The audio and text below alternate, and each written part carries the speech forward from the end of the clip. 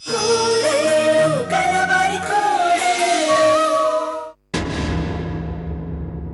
రేఖ ఇంతకు తెగించిందేంటి?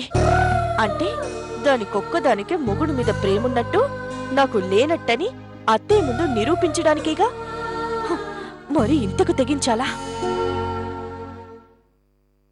అక్క, ఏంటక్క, మేమంతా అక్కడే ఉంటే సడన్ గా నువ్వు ఒక్కదానివి ఇలా వచ్చేసావు? దాని సంగతి నాకు అర్థం కావడం లేదు లేక. నీకు అర్థమైందో లేదో నాకు తెలియదు గాని మా అందరికీ మాత్రం ఒకటి అర్థమైంది. ఏంటి? అనవసరంగా బావగారు ఏమైపోయారనని ఇప్పటిదాకా అందరం కంగారు పడ్డాం. కానీ బావగారు ఎక్కడికి వెళ్ళలేదని అర్థమైంది. అవునా? ఎలా లేక? అవునక్క, బావగారు ఎక్కడున్నారో రేఖకి తెలుసని మాకు అనుమానం వచ్చింది. అర్థం కాలేదా? ఇప్పుడు వాడెవడో మనకి చూపించమని మనమందరం మూకుమ్మడిగా అడిగామా? అవును. అప్పుడు రేఖ మొహం చూసావా ఎలా మాడిపోయిందో? మనిషి ఎంత కంగారు పడిందో? అంటే అర్థమేంటి? తనకి బావగారు ఎక్కడున్నారో తెలిసే ఈ నాటికం ఆడుతుందని అర్థం కాలేదా? అవును కదా? అవునక్క, ఆ చెంచు గనక అడ్డు రాకపోయింటే సినిమా ఇంకా ఎలా ఉండేదో ఆలోచించు. ఆ చెంచుకి రేఖ ఆడే నాటకం తెలిసే అలా మనకు అడ్డుపడింది. అందుకని ఇక నువ్వు బావగారి గురించి ఆలోచించడం మాని దాని దగ్గర నుంచి బావగారిని ఎలా బయటికి తీసుకురావాలా అని ఆలోచించు. ఊ కాదక్క, ఈ క్షణం నుంచి మనం అదే పనిలో ఉండాలి, సరేనా? గుడ్, పద హాల్లోకి వెళ్దాం.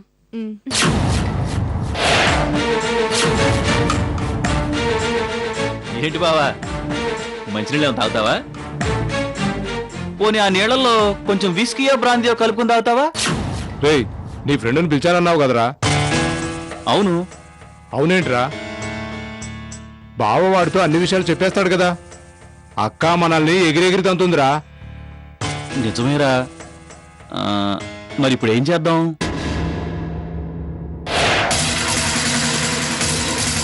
వీడేంటి నా వైపు చూస్తున్నాడు? భయపడకు బావా, నిన్నేం చంపంలే. రేయ్, బావా అన్న మాట అన్నావంటే నువ్వు నన్ను చంపటం కాదురా, నేనే నిన్ను షూట్ చేసి పారేస్తాను. అది నీకు అక్క కావచ్చేమో కానీ నాకు మాత్రం పెళ్ళాం కాదు. రేయ్, నన్నేమైనాను పడతా, కానీ మా అక్కనేమన్నా అన్నావంటే ఊరుకోను. వదిలేయరా.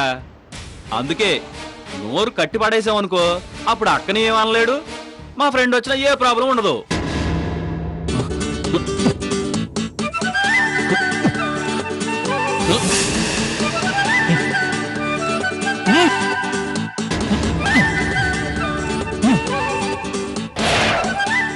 అనవసరంగా పారిపోవడానికి ట్రై చేసి కాళ్ళు చేతులు కట్టించుకున్నావు. ఇప్పుడు అక్కనే అనవసరమైన మాటలని నోరు కూడా మూయించేసుకున్నావు. సారీ బావా. వెంకటేశ్, రే వెంకటేశ్.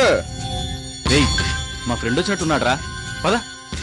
రేయ్, జాగ్రత్తగా చూస్తుండు. ఎవరై ఉంటారు? మస్తాన్ గొంతులా ఉంది అది. రే వెంకటేశ్, వచ్చేసావా? ఏంద్రా కంగారు ఉన్నావు? ఏమీ లేదులే. మంచికి చికెన్ తెచ్చావా మటన్ తెచ్చావా? నేనేం తెలా. మరి ఊపుకుంటే ఎందుకు వచ్చావురా? మరి పార్టీకి ఎందుకు పిలిచావురా? రే సొల్లాపి, మీరు కూర్చోండి, నేను సర్దుతాను.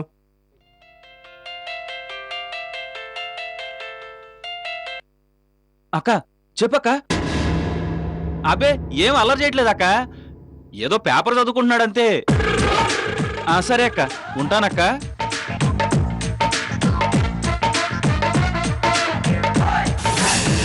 ఈ మస్తాన్ గారు లోపలికి వస్తే బాగుండు. ఎవరు లోపల? మా బావేలే. మా అక్కతో గొడవ పడితే మా అక్క బావకు బుద్ధి వచ్చే వరకు ఇక్కడే ఉంచమంది. అదేంటి? అదంతే. మా అక్క కొంచెం తెక్కుంది, దానికి ఒక లెక్క ఉంది. నీ ఫ్యామిలీకి మళ్ళీ ప్రాస ఒకటే.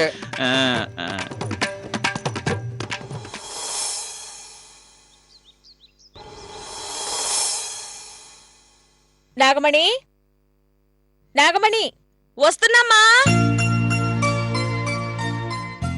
మస్తానేడి?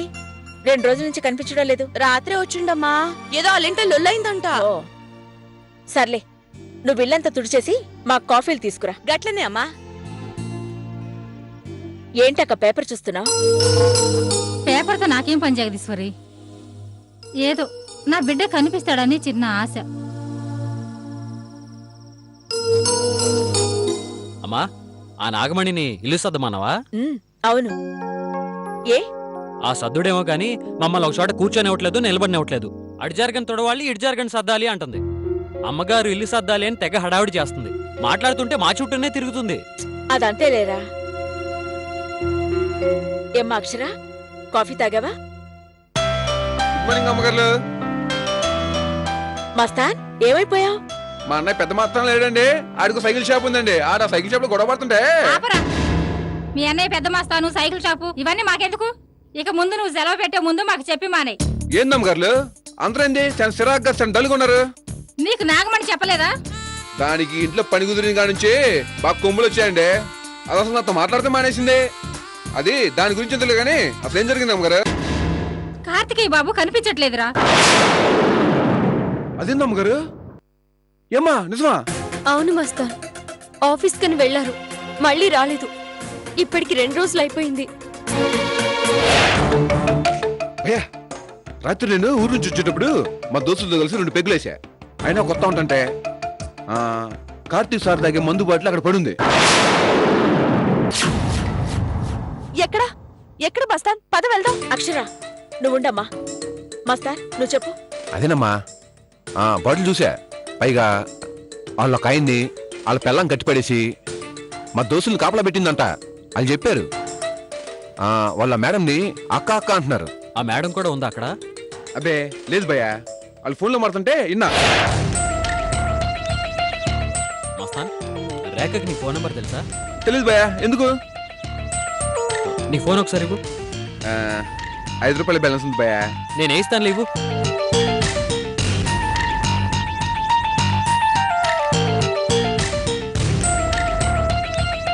Speaker on చేస్తున్నానమ్మా.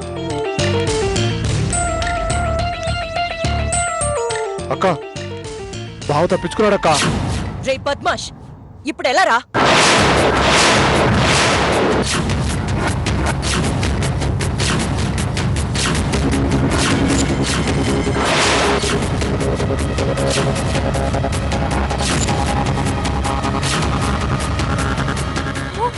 నేను వస్తున్నాను, మీరు వెళ్ళి వెతకండి.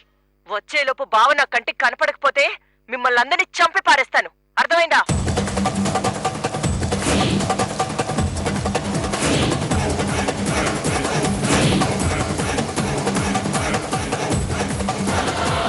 శ్రీరామ్, మనం అనుకున్నట్టే ఆ రేకే కార్తికేయని కిడ్నాప్ చేసింది.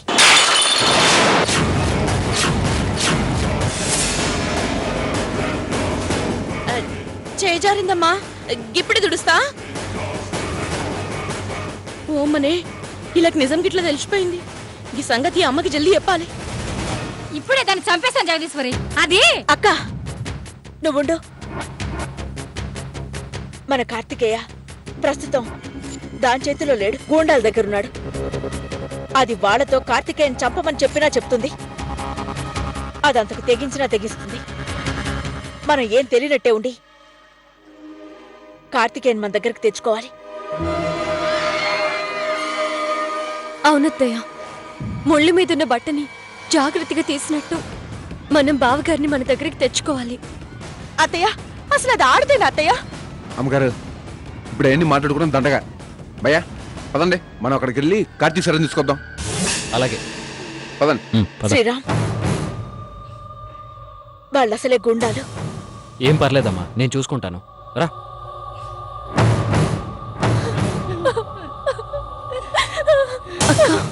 అక్షర,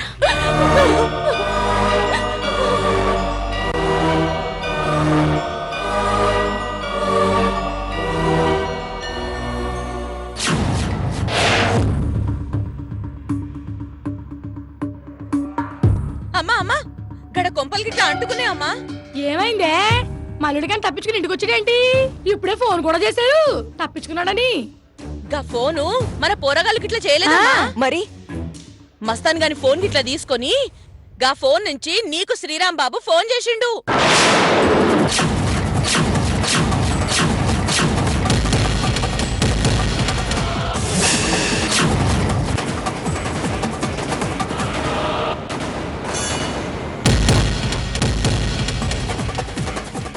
ఏందమ్మా గంత మాట చెప్తే గింత ఆరాంగున్నారు? ఇలాంటి సమయంలో కంగారు పడకూడదు నాగమణి.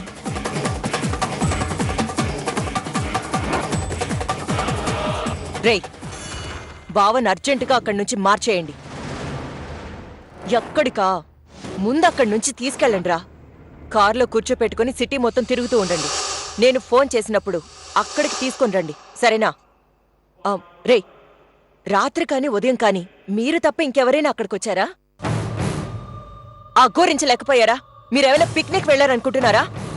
సర్లే, మస్తాన్ మళ్ళీ కనిపించడిగితే తెలీదని చెప్పండి. రెచ్చిపోతే వేసేయండి.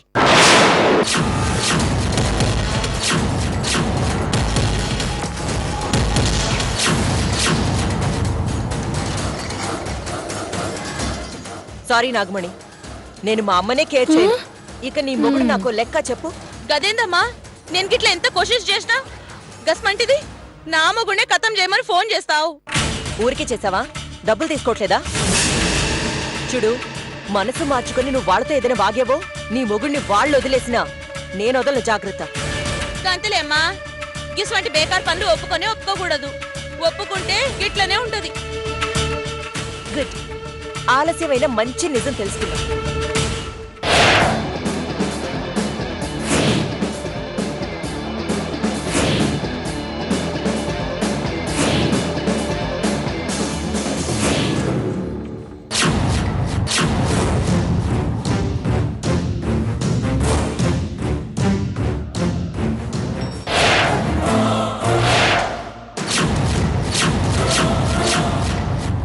ఏం భయ్యా, ఎవరు లేనట్టుంది?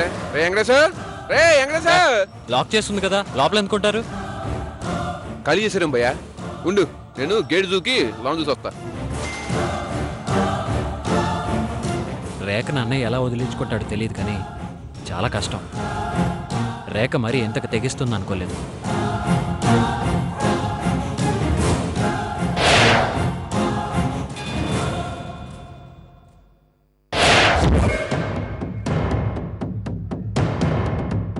లోపల ఎవరు లేరు భయ్యా.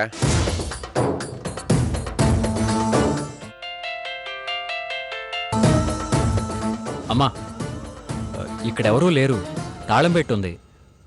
లోపల కూడా వెతుకొచ్చాడు, ఎవరూ లేరంట. సరే, మేము వెతుకుతాంలే. ఎవరు భయ్యా? అమ్మగారా? అవును.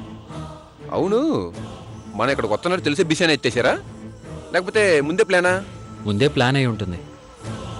లేకపోతే మనం అనుకున్నప్పుడు అక్కడ చెంచు కానీ రేక్ కానీ లేరు కదా. అది నిజమే భయ్యా. ఇప్పుడు ఏం చేద్దాం? ఒకవేళ వాళ్ళు ఇప్పుడే వెళ్తే ఈ ఏరియాలోనే ఎక్కడో ఉండుంటారు. వెతుకుదాం పద. పద భయ్యా.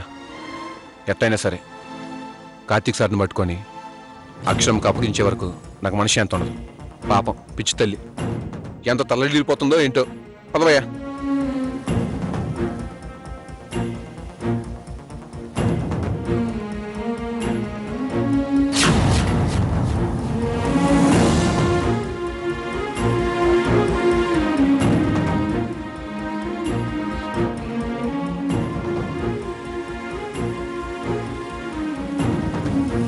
అక్క, ఇంకెందుకు టెన్షన్? కార్తికేయ ఎక్కడున్నాడో తెలిసిపోయిందిగా. అక్కడ లేరంట కదత్తయ్య. లేకపోతే ఏమవుతుందమ్మా? అసలు తాళం చెవి పైనుందిగా, అది చాలు మనకి. అసలు దాన్ని ఇప్పుడే 4 తన్ని నిజం చెప్పిస్తాను జగదీశ్వరి. అక్క ఆగు, ఇప్పుడు కావాల్సిన ఆవేశం కాదు, ఆలోచన. ఇలా మనం చేతులు ముడుచుకొని ఆలోచిస్తూ కూర్చుంటే పుణ్యకాలం కాస్త గడిచిపోతుంది జగదీశ్వరి. ఎవరు చేతులు ముడుచు కూర్చున్నారక్క? చూడండమ్మా, అది ఇప్పుడు పైనే ఉంది. ఎంత ఫోన్లో నడిపించినా అది బయటికెళ్ళక తప్పదు. మీరేం చేస్తారో నాకు తెలీదు. దాన్ని ఒక్క మాట కూడా కోపంగా అనకుండా ఒక్క అడుగు కూడా దాన్ని బయటికి వెళ్ళనివ్వకండి, సరేనా? బయట తాళం పెట్టేస్తే అప్పుడు గాని ఆ గూండాగాళ్ళకి ఫోన్ చేసి కార్తికేయన్ ఏదో ఒకటి చేసేయండి అని చెప్పదు.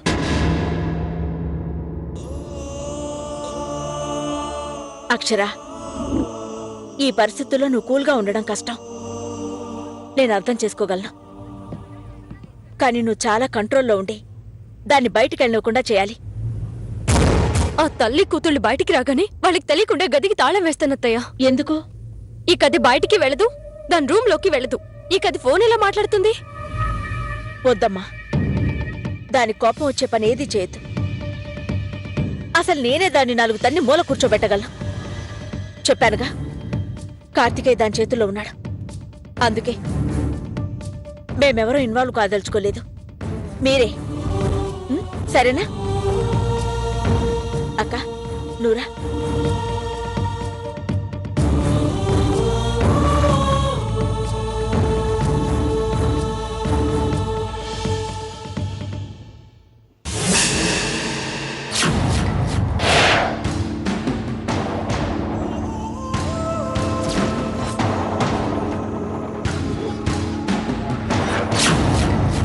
అక్క వస్తుందంటావా?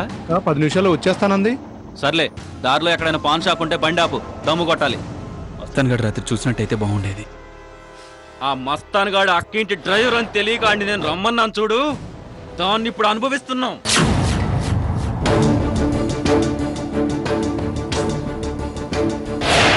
ఈ తొట్టిగంగ్ ఎవరు చూడకముందు బయటికి వెళ్ళిపోవాలి. అక్క రా అక్క. ఏమైంది లేఖ? త్వరగా రా అక్క, వెళ్దాం. మనము బయటికెళ్దాం అక్క. ఎక్కడికి లేఖ? ఊరికే అక్క, సరదాగా బయటికెళ్దామని. వీళ్ళు నన్ను ఫాలో అవ్వడానికి డిసైడ్ అయినట్టున్నారు. ఇప్పుడెలా? నేను వెళ్తే వీళ్ళు వస్తారు. ఛ!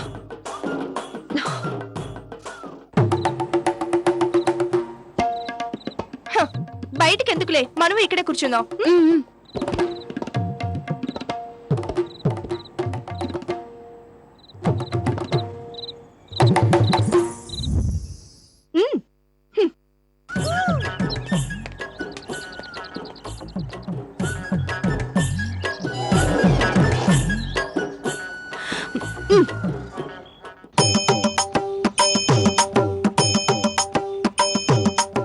ఏంటి వీళ్ళు అంతా తెలిసి కూడా నన్ను ఒక్క మాట కూడా అనడం లేదు. అంటే కార్తికేయ వీళ్ళకి దొరికిపోయాడా? అమ్మో, ఎందుకైనా మంచిది రూమ్కి వెళ్ళి ఫోన్ చేయడం బెటర్.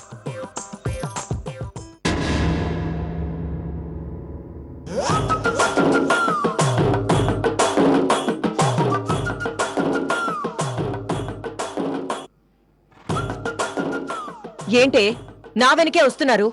వేళకోళంగా ఉందా? ఇది రోడ్ అయితే నువ్వు అలా అనొచ్చు. ఇది మా ఇల్లు, మేము ఎలాగైనా తిరుగుతాం. కింది నుంచి పైకి వెళ్తాం, పైనుంచి కిందికి వస్తాం, ఏమైనా చేస్తాం. మీరు ఎలాగైనా ఊరేగండి, కానీ నా వెంట మాత్రం రావద్దు. చెప్తున్నాను కదా, నీ వెంట రామని. మా ఇష్టం, మేము ఎలాగైనా తిరుగుతాం. ఛ! నేను రూమ్కి వెళ్ళిన నా వెనకే వచ్చేలా ఉన్నారు. ఇప్పుడు ఏం చేయాలి? ఆ వెదవలే. ఇప్పుడెలా? ఏదైతే అదైంది.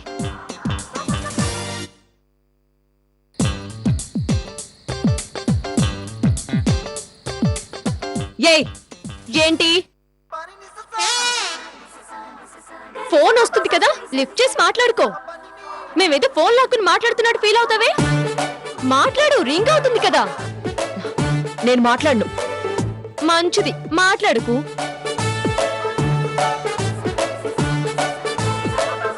ఛ! ఏం ప్రాబ్లం వచ్చిందో ఏమో. లేక ప్లీజ్ చిన్నపిల్లలా చేయకు. చాలా ఇంపార్టెంట్ కాల్. అరే, మేమేమన్నావు? మాట్లాడుకో రేఖా, ప్లీజ్ మాట్లాడుకో. పర్సనల్.